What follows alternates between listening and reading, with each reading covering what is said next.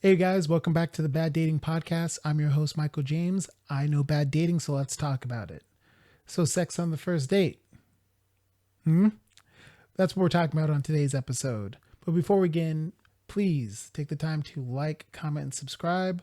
We're on TikTok under Bad Dating Podcast, YouTube, Bad Dating Podcast, and of course, Instagram, Bad Dating Podcast. Please let us just know what your thoughts are on the episode or how we can improve or any sort of suggest topics. I do try to be active on some of the different social media platforms, so I am always looking at some of the comments and make sure to hit the like button too. That really helps. So, what are we talking about on today's episode? Sex on the first date. Ooh, hot topic that I thought, well, you know what? Let's address this because there's a lot that kind of have gone into this, and it seems like a lot of people are kind of against that these days, and it's very unfortunate. But sex on the first date, have you? Would you? So here's the thing. According to Statistia, I don't know if I said that right, 35% of the respondents in the US have had sex on the first date. An additional 45% of the respondents would have sex on the first date. The only people who wouldn't have sex on the first date, 19%. So it sounds like the vast majority of people are pro sex on the first date. But there seems to be still a lot of social stigma behind it. And that's what I want to talk about and kind of go into it for today's episode. So, for me, my generation, talking about it like that, makes it sound like I'm old, but I'm a millennial. So, for me and my generation, Netflix and chill was the best, easiest way to bring up potentially having sex on the first date. And especially you could send that text message out when that first started happening, especially when Netflix went from DVDs to streaming. That was a great offer to suggest to someone that you are interested in, hey, you could come over, we could Netflix and chill. And guess what? People said yes, because a lot more people are actually for sex on first date. And sometimes that's can be a weird subject to broach. I mean, would you bring up on the first date or when you're talking to someone, hey, would you like to have sex? Especially if it's in a weird sterile kind of manner. A lot of people aren't really for that, but have actually put in a position where they're comfortable. Or if it's indirect, they may be like, yeah, I'm down, because they're down. And again, really, sex on the first date has had a bad response just because people forget it's two consenting adults. So why is there still so much against it? So one of the things is that I did some research. I just pulled some topics. So cultural norms, especially depending on where you're from, that plays into it. So there's the social norms for depending on your culture. Some cultures are very much against, like they look down on if you had sex before you got married. I've known people who've been disowned, who've been kicked out of their house when they were a teenager, because they had sex and they got caught, and their parents were just like, nope, that is against everything that we stand for, get out. And that was how that went. So these are some of the cultural norms that people will have to deal with. I would say, so I've lived all over the US, and there's different standards or norms that I've seen where just little subtle things that you wouldn't notice until you've been around someplace for a little bit. And so, yeah, people's stance when it comes to sex, I mean, in California, people are a little bit more open and out with talking about certain things. In other states, maybe not as open, but like it's still implied. So just those sorts of differences can play a factor into things. And then also going into, gender expectations? Yeah, that can be a big deal. Gender expectations. So you can go back and watch old school movies and old school TV shows, and it's been established that guys can be promiscuous, and that's never been a problem. I mean, that was a problem, but that's never been a big negative that you've seen in some of the movies and some of the TV shows. And then just point blank, matter of fact, there was more of an allowance for men. And unfortunately, women didn't necessarily have some of the same allowances come to get provided to them. And so even after women's right movement and civil liberties, and then just a bigger push for equality, like these days, there has been such a push for, like, again, equality when it comes to women and making sure that women get treated in a fair and respectful manner. But then there's still some of these little digs that, like, I've never really seen this from guys when it comes to women. Like on movies and TV shows, yes, there'll be guys who will be saying, oh, this girl's whatever, whatever, and talking down on a woman. But in real life, I've only really seen that come from women to other women, about other women, and they'll just be real catty when it comes to, like, well, she did this, or she was seen with this guy, or are we both talking to the same guy? And they will have way more sorts of problems and issues where it's not both, it's not all, but like I've seen more problems come from the woman's side, where some women weren't okay with what another woman was doing. And yeah, these sorts of, and that's this new standard, I guess. So yes, sometimes guys will have a thought process that, oh, well, my daughter, I wouldn't want this for my daughter. I wouldn't want this for my family. But if it was my son or my cousin, my male cousin, that's fine. And then there's been, unfortunately, this weird sort of double standard when it comes to genders that, again, still exists today. People are still trying to break that. And I've seen that myself. I definitely know tons of guys who have said things or made jokes that, like, to that effect of, it's just like, yes, it would be fine if it was their son doing something and they'd give him a high five or a fist bump. And then if it was their daughter, I mean, Joe Rogan has a joke about this, about going into Harvey Weinstein and how he was a terrible, terrible monster. But if it was Harvina Weinstein who came to his son with a solid contract to be Batman, yeah, it's, again, just that sort of gender expectation is there, and it's just worth being aware of it. And then also, going into perception of relationship intentions. So a lot of people, unfortunately, think that they can't be taken serious if they do this.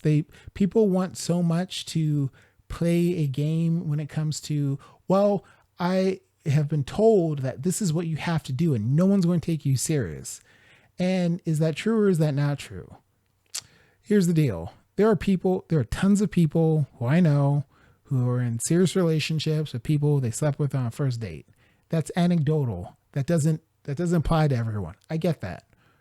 But there's people who have been single for a long, long time who they used to follow Steve Harvey's book, Think Like a Man, and make him wait 90 days just for like job benefits. It's just like, yes, first, I've never been a fan of that.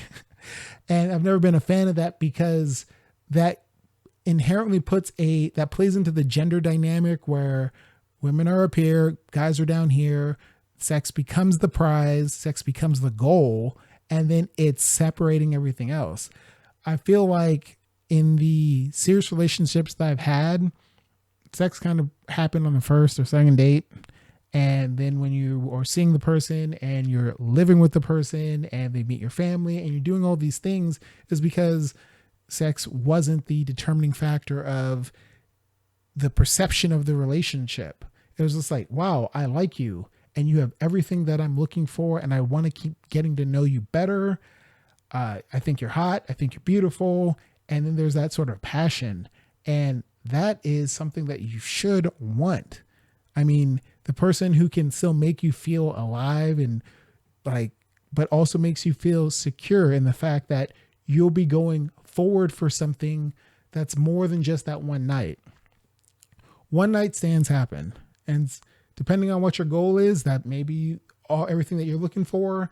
That may be the last thing that you're looking for. And you can't really predict that by just saying, like, it's not just tied to if there was sex on the first date. If you're talking to someone, have you talked about what they're looking for? Have you asked them directly? Did you just rely on their profile response that says like, oh, they want something serious or whatever? Or did you actually have a conversation? Not that catches everything, but it gives people the opportunity to express for themselves what they like, what they dislike. And then you can kind of see if there's anything that you can connect on. And I've seen that where some people are very much about, hey, dink life, and that's dual income, no kids. And that's everything that they're about. And then you have that conversation and then that may click for you. Or some people are like, hey, you know what? I'm planning on doing X, Y, and Z. I'm not looking for anything serious. And then maybe that's what you're hearing. And then if someone tells you something, believe them. Because if someone says that they don't want a relationship, when you give them an actual opportunity to say that, why would you entertain them hoping, which is the reason why you're hoping that you can change their mind or hoping that they change their mind. And I've seen people who have changed their mind, but then kind of flip flop back to like, oh, well, actually, I really don't want this. And that's a problem. If someone tells you what they want, when there's no pressure, when there's no anything, believe them and don't worry about the perception of the relationship intentions. The sex on the first date, this is nothing new. Your parents have done this. Your grandparents have done this. Some of you guys are the result of sex on the first date. And you'll be shocked when you find out, especially if you start doing the math. I know how long my parents have dated before they had my brothers. And then it's just like, okay, well, when did you guys get married? And then when were my brothers born? Oh, that's 9 months later. But it doesn't really matter. People make it matter just because that's a great thing to hold against someone or to just adhere to some of these norms and standards and just like, no, that's not, but just like, I would rather have the relationship that goes for 40 years and then is successful than some people who held to a rule that doesn't really apply for what they want. And then they break up in 6 months or 2 weeks, or that they never get into a relationship just because they're too busy worried about rules.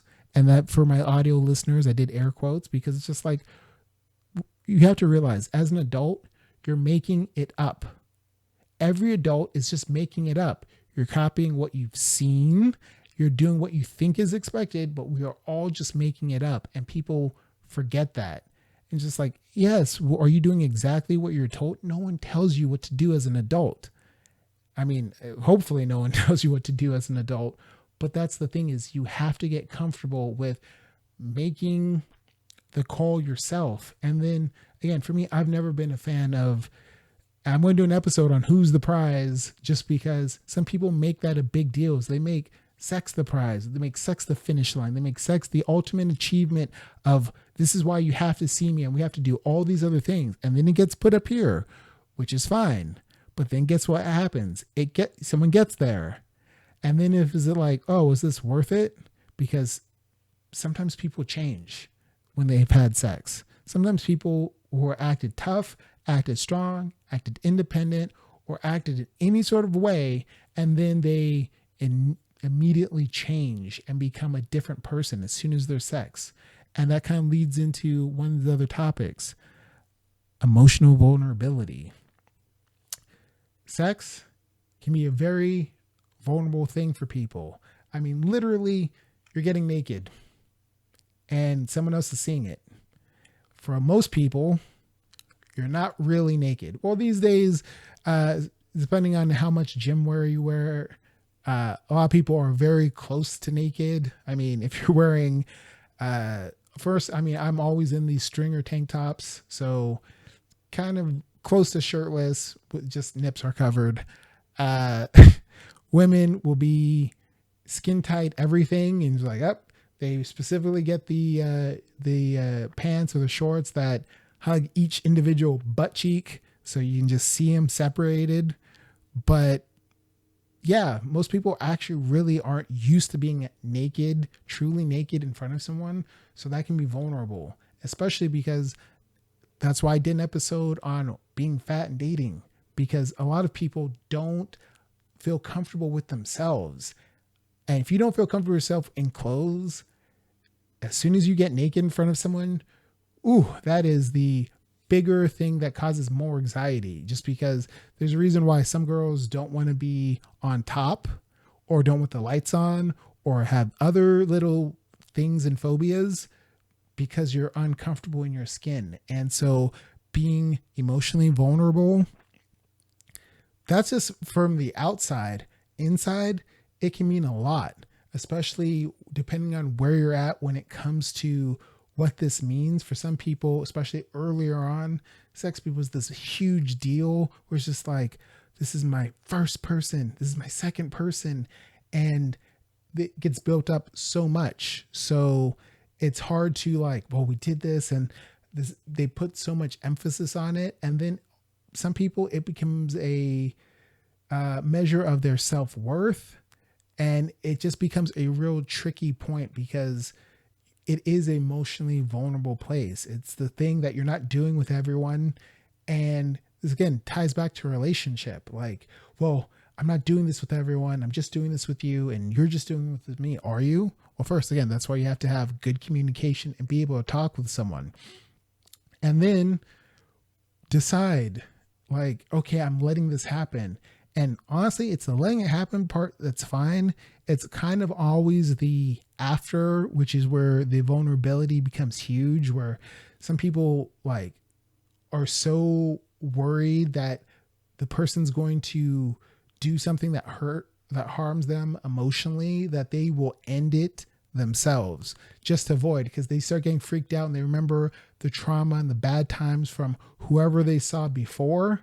And they're like, I really don't want to go down that route ever again. So they will look for a way. Like story time. I got roasted on a dating forum by someone who had said, oh, well, you know, he's kind of intense, because he reached out to me and hit me up on a couple different ways.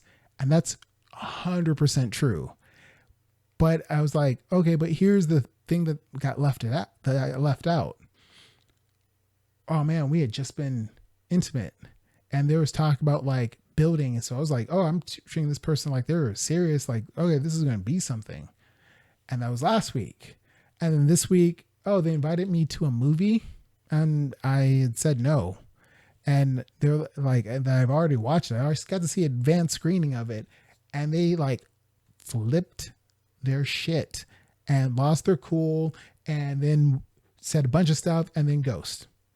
So I was like, oh man, like, you know, let me just try to reach out, because I understand, like, we just kind of took things there, and maybe they're assuming that because I said no to that one thing, they're like, they feel like I just completely rejected them. So I tried to reach out to apologize, to make amends, and like understand where things were going. And just like, no, they didn't want to talk, which is fine. And for me, I just moved on.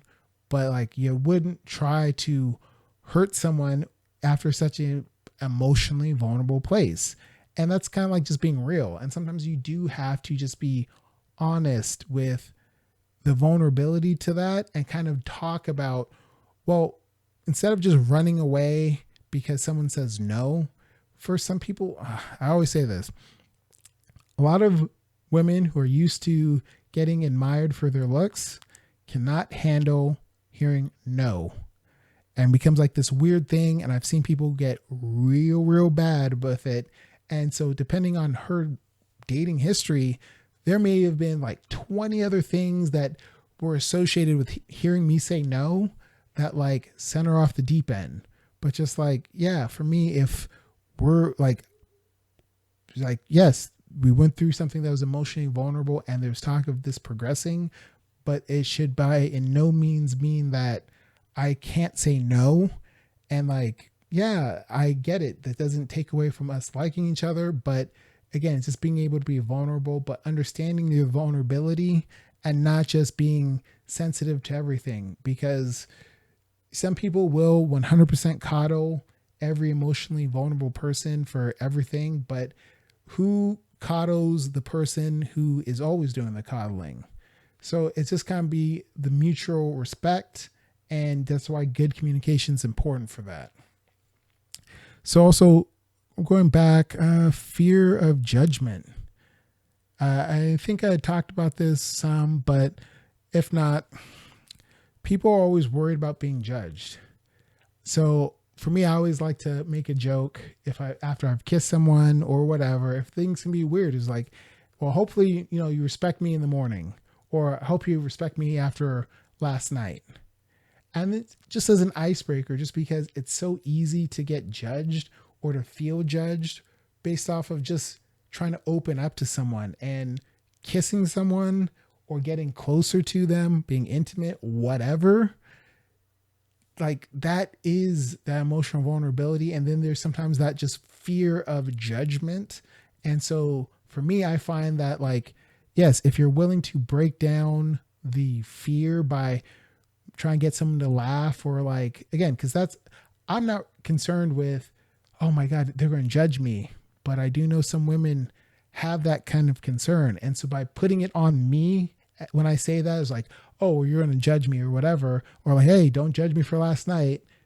Like they can laugh, and then they can kind of understand that, okay, well, he's making joke out of it, but he kind of understands my concern, or it kind of concerns the fear. So it can kind of like help ease tension and lower things down so that, you can actually talk and you don't have this fear, because fear kills rationality. It kills logic. It makes people do dumb things just because they're so worried about, like, again, they're worried about losing. And play to win. Don't play to not lose. You will lose slowly if you're just playing to not lose.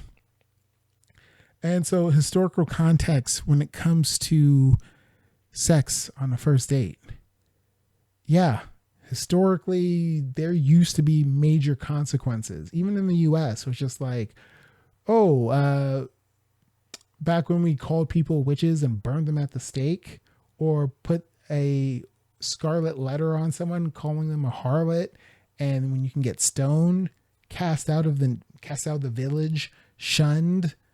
Like, there were huge ramifications for sex outside of the marriage that actually had negative, dire consequences, where, especially when women were treated poorly and treated like property, you can get beat, you can get murdered, you can get kind of like traded off, or you can just become like just discarded by the family, or be seen as having no value to whatever potential suitor you have. So this really hasn't had a context for men, just because I don't know. I truly don't know. Like, I can just kind of surmise. I mean, especially if it was a guy going out, people just say like, oh, he was sowing his wild seeds, and kind of just, there are these sorts of sayings and traditions which have carried on for generations that we kind of just take for granted and think that, and not make too much out of it. So there's been less pressure on guys historically, and less punishment significantly for guys who had sex out of marriage compared to women. So, and then the last thing, risk of regret. Regret is something that happens so much, and it's unfortunate. Sometimes people do things because they think to address any of the other issues is like, well, hey, I'm only going to do this because, well, if it makes them happy, if it makes her happy, if it brings them closer, they'll be my partner. Or, well, this is what you do in a relationship, or this is what you do when you see someone, or, hey, this guy likes me, this girl likes me, we're on the first date. And you know what? Or maybe I just should. And so, and they're doing it out of regret or fear of regret. And then they're regretting it, or maybe regretting it after the fact, where it's like, I didn't really want this. And I only kind of did this just to make the other person happy, which is one of the things why you got to be real with yourself. Like, if you sex on the first date shouldn't be a big deal. It truly shouldn't. It should just be between the two parties, and if they want to, and if they're vibing, and like, what's their goal. For some people, if you read their dating profile, they even just say, oh, here for something casual, which is why ladies do not, and I specifically address ladies because guys don't really do this. A lot of ladies will put casual when that's not what they mean. They just mean that, like, well, I'm not trying to get married to the next guy, which is not what that means. But again, they'll put just casual when that's not what that means. But yeah, you have to kind of communicate what your intention is, what your goal is. And then you can't live out of fear, just because, again, the goal isn't, well, it's going to be this person and this person and this person. For me, if I'm sitting across from someone, I'm trying to give them a shot and try to get to know them. And yeah, I've had times where it's just like, oh my God, well, like things happen and this is my girlfriend. And I've been there where it was seeing someone for months and nothing happened, or something happened after months. And it's just like, cool, things got put up on a pedestal. And then that's a great way to incentivize someone to just try to reach that. And if that is your goal, or if that is all that you're worth, fine, you can do that. But most women don't feel that they are just, that is their worth, because it's not. So if that's not their worth, why are you making it the prize to incentivize someone to do whatever? Sometimes people do use sex as a tool to try to get the relationship. And it's just like, hey, that doesn't really happen. Like, especially these days when most people know that, like, wait, I don't have to get in a relationship with you to have sex on the cool. Like, please do not put yourself in a position where you're doing things that you don't want to do. First off, if you're seeing someone and you like them and you're vibing and there's that passion and you guys want to have sex on the first date, go for it. Full steam. Use protection, use safe, cool. But go for it. Like, it shouldn't be something that's you're going to regret. And you can make sure you do that by, if you're on the same page and you try to talk, and then as long as you're not having sort of hidden expectations behind the act, that's what will usually get people in trouble when it comes to their emotions, their feelings, or things not working out, where they tried to do it as a bartering system where it's just like, I'm going to sleep with him and he's going to be my boyfriend. I'm going to sleep with her and she's my girlfriend. And then that's not what happens. And it's just like, well, yeah, you didn't talk with the person. So you had no clue what the other person in the equation was wanting, thinking, or feeling. And then you put it on them after the fact. And then there's sometimes that disconnect. So have those conversations beforehand, and then you can enjoy sex on the first date or not. That's fine. It sounds like most people are down for sex on the first date. That is like 75% of people who took that survey were like down for sex on the first date. So that's the majority. So just make sure that you're doing things that align with your values and how you want to be seen. And don't hold yourself to the views of people who don't matter. Strangers, I don't give a fuck how they feel about seeing me. Because again, if I don't know you, if you do not impact my life, that's fine. I'm not worried about you. I'm worried about the person I'm with. So it's just like, hey, is she happy? Is she taken care of? Is she smiling? Is she enjoying her time? If that's a yes, that's all that matters. And please, please, please do not let other people define or limit you and what you believe in, what you think is all right. A lot of women story time.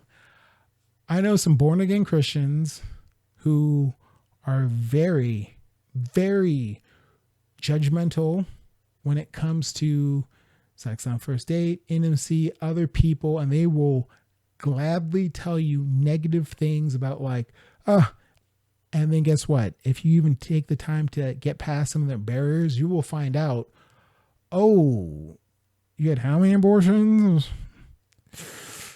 You had sex on the first date, no condom, got pregnant, and what? Or you were dating that guy, he was abusive. People have all kinds of crazy stories. That's why that they will hide. They will purposely hide from others, which is ridiculous. But that's the truth. So like if you were trying to appease little Miss Judgmental, little Mr. Judgmental, and you didn't find out all the wild stuff they're doing on their free time, like as soon as you find that out, you're just like, you're the person I was looking up to, or you're the person that I was holding myself accountable for. Why? And that's the point. Why? It should just be between you and the person you're seeing. Have the conversations, talk, get to know each other. If that's what you guys feel like, that is fine. And then don't regret it. If nothing else changed, you should not regret it. Only do the things because you want to, and don't do them with some sort of hidden expectation or some sort of hidden understanding, because that may not be there. If you didn't talk, you wouldn't know. So that was this episode on Bad Dating Podcast. Have you had sex on the first date? Or maybe make it easier. Put in the comments about your friend, and I'm doing this in air quotes again for any sort of listener, of who this may apply to and if they have had sex on the first date. And what were their thoughts? Were they concerned about social norms, cultural norms? Were they concerned about fear of judgment?